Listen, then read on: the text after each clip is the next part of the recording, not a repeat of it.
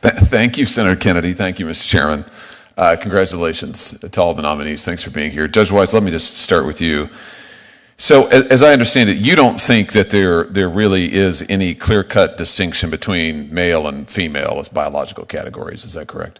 That is not correct. That's what you wrote. Sorry, that is not correct. Well, that's what you wrote. Look, I'm reading your article, your Time Magazine article. Just to be clear, you wrote this while you were a sitting judge, 2017? You were on the bench? That is correct, after a case I had. Right. So, interesting choice to be writing opinion pieces about your cases, but in any event, you say that controversial pieces of legislation enacted in the last 2 decades rely on a clear-cut interpretation of sex, what I just asked you, but you say that that's wrong. In fact, gender is an intricate continuum and not 2 tidy boxes. That's what you say. So have you changed your opinion? You just gave me a different answer.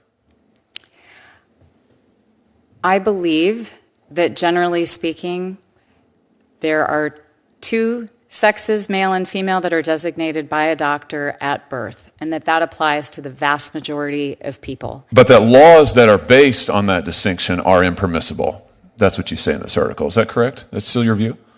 That is not what I say. Really? You say that if there is, for instance, a law that requires a distinction between male and female in bathrooms, that the judges cannot apply that law with any consistency, can't apply it consistent with equal protection.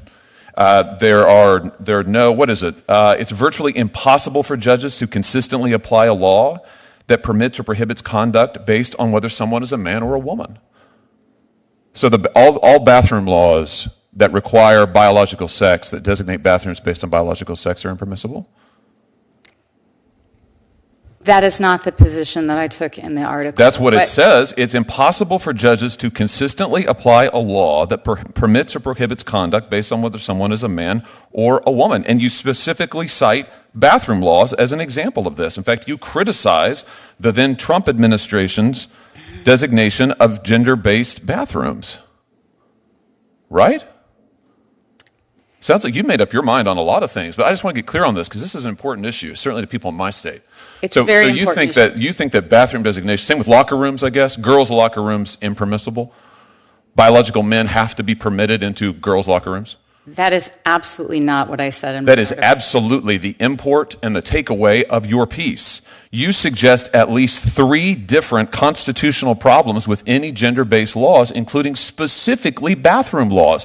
You write about it. Equal protection violation, due process, void for vagueness. I was making a list as I was reading through.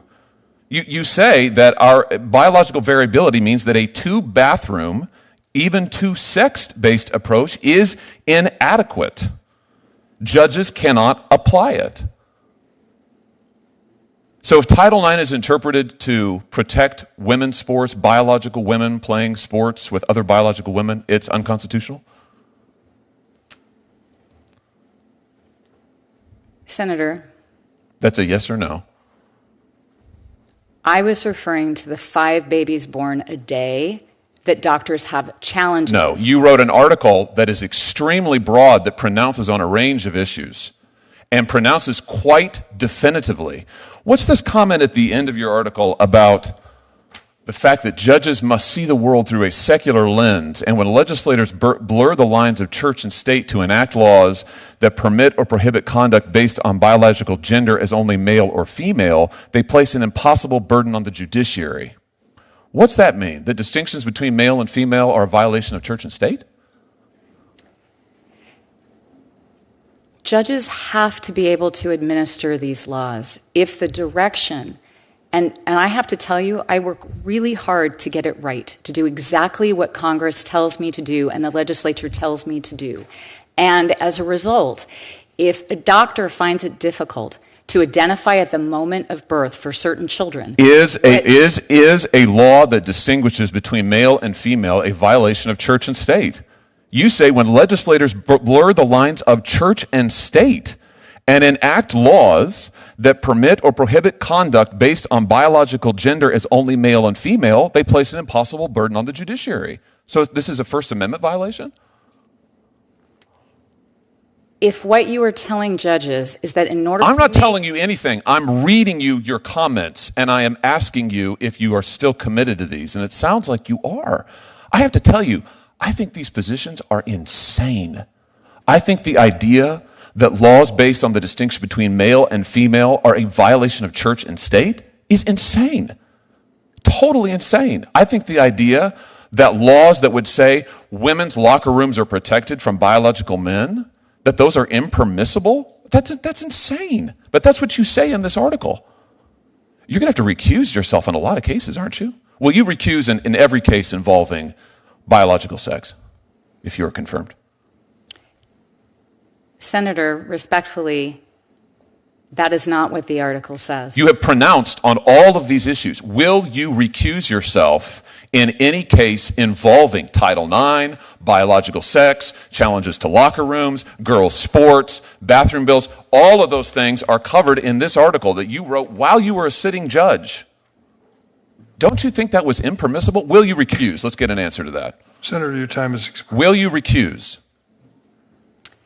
I did not take a position as to those issues that you have raised. You took a position on all of these things, and your position is insane. Totally insane. I will absolutely not vote for you. There's not a world in which I could support you. I can't believe you have been nominated.